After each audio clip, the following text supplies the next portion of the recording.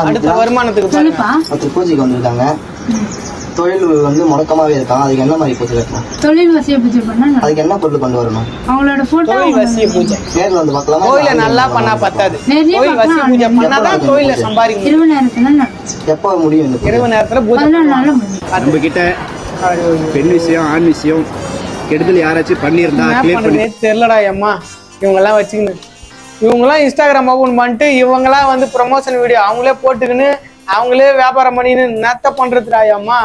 டேய் யாரா நீங்கெல்லாம் வசியம் பண்றது சூனிய வைக்கிறதுலாம் ஒரு பிசினஸா பண்ணிட்டீங்க. இந்த இன்ஸ்டாகிராம் எதுக்கு வந்துச்சோ இல்லையோ இந்த மாதிரி சாமி ஆடி வீடியோ போடுறதுக்கு வசியம் வைக்கிறது சூனியம் வைக்கிறது அந்த பூஜை இந்த பரிகாரம் பண்றதுக்கு இதெல்லாம் ஒரு பிளாட்ஃபார்மா இன்ஸ்டாகிராம் மாட்டிடுச்சு. கடவுளே இருந்தாலும் இப்ப இன்ஸ்டாகிராம்லயே தரிசனம் பண்ணிட்டு போயிடுவார் போகுது. உங்களை நேரத்தை சொல்றதுனே தெரியலையாடா டேய்.